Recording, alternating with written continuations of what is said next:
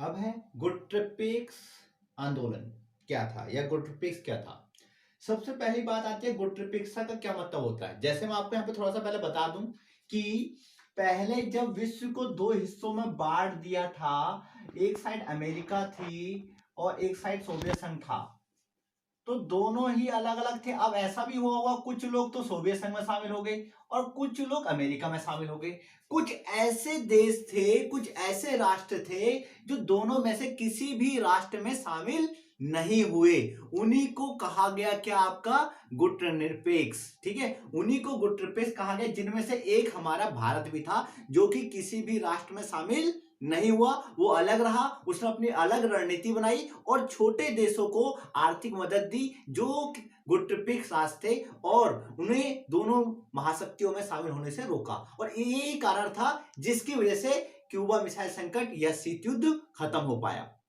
अब देखो क्या हुआ कि बहुत से देश ऐसे थे जो चाहते थे यार मैं अमेरिका के साथ भी नहीं शामिल होना चाहता और ना ही मैं सोवियत संघ के साथ शामिल होना चाहता, इसलिए उनके लिए एक नया गुट बनाया गया जिसका नाम था गुट निरपेक्षता। जैसे कि सिंपल सा शब्दों में लिखा रहा, गुट, गुट का मतलब एक संगठन, निरपेक्षता का मतलब उनसे अलग रहना, किसी भी गुट में शामिल ना होना। इसका मतलब होता है किसी भी गुट में शामिल ना होना और उससे अलग रहकर रणनीति बनाना, तो उसी को कहा जाता है आपका गुटनिरपेक्षता।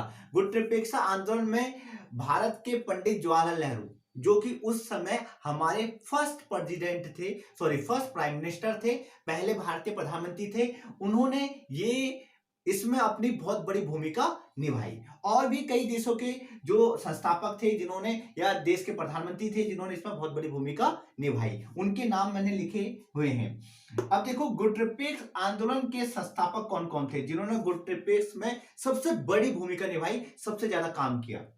सबसे पहले युगोस्लाविया के जोसेफ ब्रोज टिटो, ठीक है, भारत के पंडित जवाहरलाल नेहरू, जैसे मैंने आपको बताया था पंडित जवाहरलाल नेहरू के बारे में, मिस्र के गमाल अब्दुल नासिर, और आपके इंडोनेशिया के सुकर्णो, और घना के जो थे वामे एंक्रोमो। ठीक है, ये सब, ये 5 संस्थापक थे गुटनिरपेक्ष के, जिनने सबसे बड़ी भूमिका निभाई शीत युद्ध के दौर में और गुटनिरपेक्ष की एक बड़ी मिसाल कायम की। ठीक है, आगे आते हैं। देखो पहला गुटनिरपेक्ष सम्मेलन 1961 में बेलग्रेड में हुआ और उसमें 25 सदस्यीय देश थे। एक क्वेश्चन कई बार 1 नंबर में पूछ लेता है कि पहला गुटनिरपेक्ष सम्मेलन कब और कहां हुआ, तो पहला गुटनिरपेक्ष सम्मेलन 1961 में बेलग्रेड में हुआ। ठीक है, और इसके सदस्य कितने थे उस समय, 25 सदस्य इसके थे।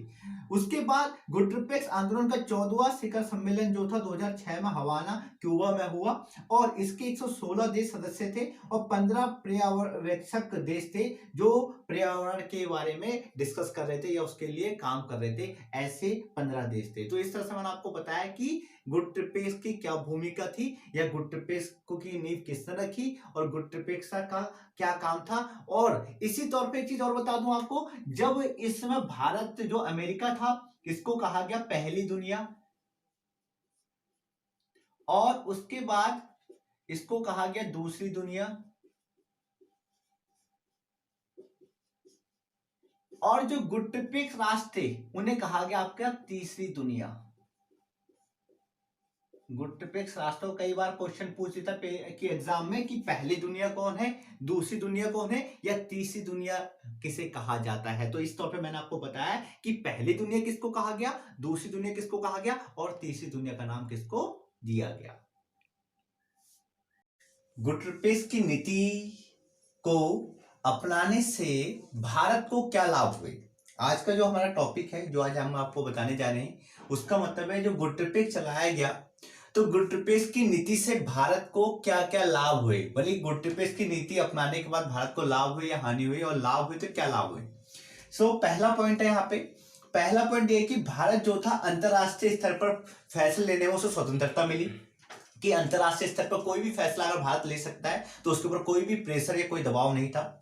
दूसरा, भारत अपने हितों को ध्यान में रखकर फैसला ले सकता था, उसमें ऐसा नहीं था कि वो महाशक्ति के बारे में सोचेगा, सोवियत संघ के बारे में सोचेगा, अमेरिका के बारे में सोचेगा, वो अपने हित को भी देख सकता था, अपने हित में भी फैसला ले सकता था।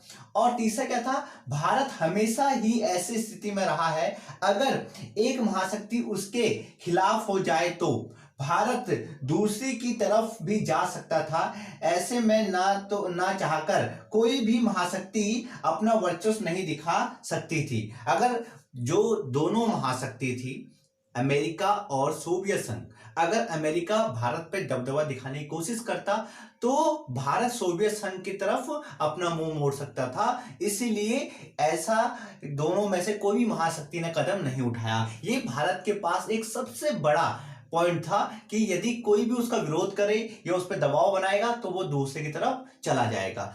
ठीक है, अगला पॉइंट है आपका, भारत गुटरपेस की नीति अपनाकर को दोबारा अपने आप को गुलाम होने से उसने बचा लिया और 9 स्वतंत्र देशों को भी बचाया। 9 स्वतंत्र जो देश थे उसके बारे में हम आगे अगले टॉपिक में करेंगे बात। तो 9 स्वतंत्र देशों को भी बचाया और अपने आप को भी उसने, पहले जैसा अंग्रेजों को गुलाम रह चुका था भारत, उसी तरह अपने आप को फिर से गुलाम होने से उसने बचा लिया। इसी तौर पर आगे बात करते हैं आपको अगले टॉपिक के बारे में, गुटनिरपेक्षता और तटस्थता में क्या अंतर है।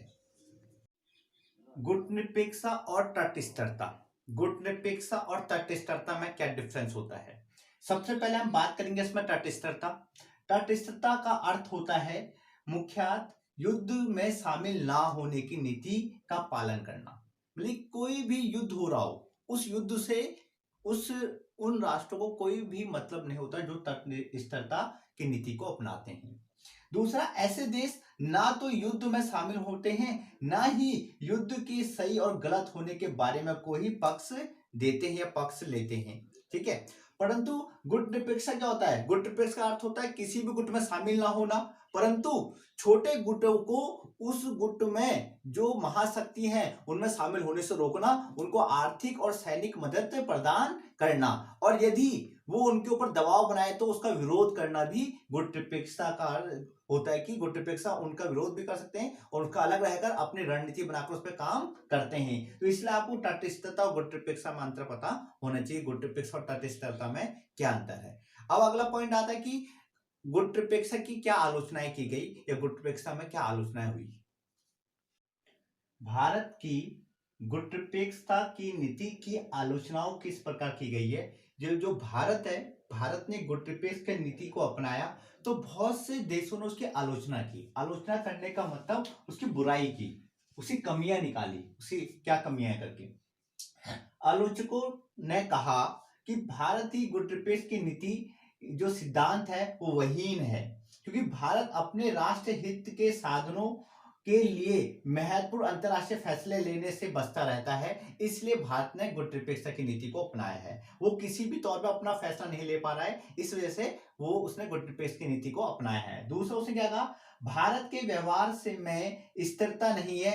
जो आलोचक थे वो कहते थे कि भारत सन 1971 में सोवियत संघ से मित्रता की संधि की उसने, और जो कि गुटनिरपेक्षता के खिलाफ है। और तीसरा जो पॉइंट उसने कहा है कि बहुत से तो लोग ये मानते थे कि भारत शुरू से ही जो भारत के सोवियत संघ से अच्छे संबंध है, आदान प्रदान सोवियत संघ से बहुत बड़ी मात्रा में रहा है, इसलिए बहुत से लोग सोचते कि इसकी दोस्ती है सोवियत संघ से, तो जो भी देश किसी भी एक महाशक्ति से दोस्ती कर लेगा, फ्रेंडशिप कर लेगा, तो वो तो गुटनिरपेक्षता नीति को अपना ही नहीं सकता, उसको चला ही नहीं सकता। इसलिए ऐसे लोग, बहुत से राष्ट्रों की, बहुत से आलोचकों का ये मानना था। ठीक है, अगला है, कुछ ने तो यहां तक कह दिया कि भारत सोवियत संघ में शामिल था और गुटनिरपेक्षता का ढोंग करता रहा है या करता था, ये करता है। तो बहुत से आलोचकों का यही मानना था कि जो हमेशा शुरू से जो भारत ने सोवियत संघ को सपोर्ट किया, उसमें शामिल रहा, फिर भी उसने गुटनिरपेक्षता की नीति को अपनाया है। चलिए आगे हम बात करते थे 9 स्वतंत्र राष्ट्र के बारे में। NEIO, नव अंतरराष्ट्रीय आर्थिक व्यवस्था। ठीक है, इसकी जो शुरुआत हुई कहीं ना कहीं 1970 में हुई, और ये था क्या, ये गुटनिरपेक्ष आंदोलनों में कुछ देश ऐसे देश शामिल थे जो अल्पविकसित देशों का दर्जा जिन्हें दिया गया। अल्पविकसित का मतलब जिनका विकास होने के बाद कुछ क्षण के लिए रुक गया, जिनका विकास तो हो रहा था पर वो कुछ टाइम के लिए स्टॉप हो गया, तो उन्हें कहा गया अल्पविकसित। एक होता अल्पविकसित, एक होता विकसित, एक होता विकासशील। विकसित का मतलब जो कंट्री पूर्ण रूप से डेवलप हो चुकी है, जिनका काम हो चुका है, जो क्या है आज डेवलप हो चुकी है, जिनके पास फुल्ली एम्प्लॉयमेंट है। जैसे कि हम बोलते हैं अमेरिका, फ्रांस, जर्मनी, ब्रिटेन, ये ठीक है। दूसरा आता है आपका विकासशील। विकासशील का मतलब अंडर प्रोसेसिंग डेवलपिंग, जो अभी प्रोसेस कर रही है, जैसे कि भारत हो गया, ठीक है। तो ये क्या आपका विकासशील देश, जिनका विकास हुआ नहीं है अभी पूरा, अभी चल रहा है, कर रहे हैं, तो उन्हें कहा जाता है विकासशील। और अल्पविकसित देश कहा जाता है जिनका विकास हो रहा था, होने के कारण किसी कारणवश रुक गया और फिर वो दोबारा स्टार्ट नहीं हो पाया, उसे कहा जाता है अल्पविकसित। जैसे हम इसमें कह सकते हैं भूटान, ठीक है। इस तरह पर हमने आपको तीनों के एग्जाम्पल बताया है कि अल्पविकसित क्या होते हैं, विकसित क्या होते हैं और विकासशील क्या होते हैं। अब क्या था दूसरा इसमें, यह देश गरीब थे, आर्थिक रूप से पिछड़े हुए थे या कमजोर थे, तो ये कमजोर देश थे जिनके पास पूर्ण रूप से अर्थव्यवस्था चलाने के लिए धन नहीं था। अगला यहाँ पे बताया गया इनके सामने मुख्य चुनौती इनका आर्थिक विकास था। बोले आर्थिक विकास का मतलब है कि इनका गरीबी से ऊपर उठना इनका मेन कारण था कि उनके पास इतनी भी अर्थव्यवस्था नहीं थी कि इनका यहाँ पे पूर्ण रूप से शिक्षा या पूर्ण रूप से इनकी को व्यवस्था कायम हो सके, इनको शिक्षा मिल सके, रोजगार मिल सके, इस तरह से यहाँ पे स्थिति मजबूत नहीं थी, ठीक है। अब अगला है यहाँ पे बिना आर्थिक विकास के इन देशों को दोबारा से गुलाम होने का खतरा था। अगर इनका आर्थिक विकास नहीं होता तो जितना इनके पास जो भी चीजें हैं, जो भी नीडफुल चीजें हैं इनके पास, जो भी इनके पास संसाधन है या पेट्रोलियम है, जो भी छोटे मोटे इनके पास संसाधन, हो सकता है दोबारा कोई देश इन पर कब्जा कर लेता है, इनकी जमीन हथिया लेता या इन पर अपना वर्चस्व दिखा लेता, इसलिए इन्हें दोबारा गुलाम होने का खतरा था। इसी को आपका NIEO कहा गया है या NIEO कह सकते हैं। आशा करता हूं आपको ये वीडियो अच्छे से समझ में आया होगा। यदि कोई भी डाउट हो तो आप मुझे कमेंट बॉक्स में क्वेरी लिखकर क्वेश्चन पूछ सकते हैं। Thank you.